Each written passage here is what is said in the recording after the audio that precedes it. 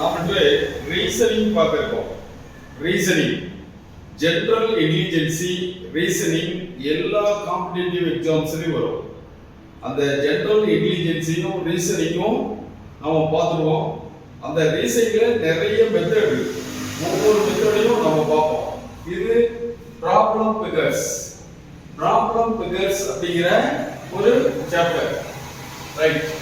இப்ப இது மேல இருக்கிறது கூட क्वेश्चंस, கீழ இருக்கிறதெல்லாம் ஆன்சர். இது வந்து A B C D E. இது வந்து ஆப்ஷன் ஒன்று இருந்தா ஒன்றா இருக்கலாம், ரெண்டா இருக்கலாம், மூணு நாலு அஞ்சு. இந்த அஞ்சுக்குள்ள ஏதாவது ஒரு ஆன்சர் இருக்கும், ரைட்? இப்ப எல்லாமே சதுரத்துக்குள்ள ஒரு 8 கட்டம் இருக்கு. சதுரத்துக்குள்ள ஒரு 8 கட்டம் இருக்கு. பாருங்க, ஃபர்ஸ்ட் வந்து இந்த சேடை இங்க இருக்கு. அடுத்து சேடை பாருங்க, 1 2. இங்க இருந்த சேடை இங்க போயிடுச்சு. ஃபர்ஸ்ட் சேடை 2 பாக்ஸ் போயிடுச்சு, ப்ளஸ் 2. அடுத்து B ல இருந்து இங்க இருக்கிறது இப்ப இந்த இடத்துல இருக்குது 1 2 3. B ல இருந்து ப்ளஸ் 3 போயிடுச்சு. அடுத்து C ல இருந்து D க்கு எங்க இருக்கு? இப்ப இந்த இடத்துல இருக்கா? இந்த இடத்துல இருக்கு 1 2. C ல இருந்து 2.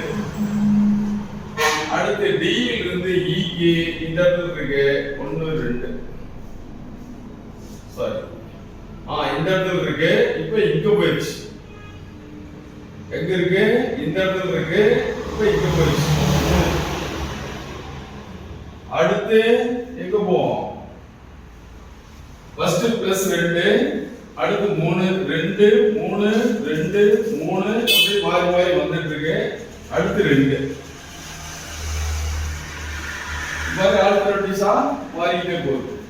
அடுத்து 2 கட்டம் தள்ளி போகணும், ரைட்? இப்ப அது மாதிரி இதுக்கு அடுத்து 2 கட்டம் வந்துச்சு அப்படின்னா எங்க வரும் அப்படின்னா நம்ம யோசனை பண்ணணும். இதுல இருந்து 2 கட்டம்னா 1 2. இந்த இடத்துல சேப்டர், இந்த இடத்துல சேப்டர் இருக்குது எதுன்னு பார்த்தா ஃபர்ஸ்ட்ல இல்ல, செகண்ட்ல இல்ல, தேர்ட்ல இல்ல, ஃபோர்த்ல இல்ல, ஃபிஃப்த்ல இருக்கு. பாருங்க, ஃபிஃப்த்ல இந்த இடத்துல இருக்கு. therefore இதுதான் ஆன்சர். ஓகேவா? ஈஸியா இருக்கும். இது ஒரு மெத்தட் இருக்கு. இது மாதிரி நிறைய மெத்தட் இருக்கு. ஒவ்வொரு மெத்தடையும் நம்ம பார்ப்போம்.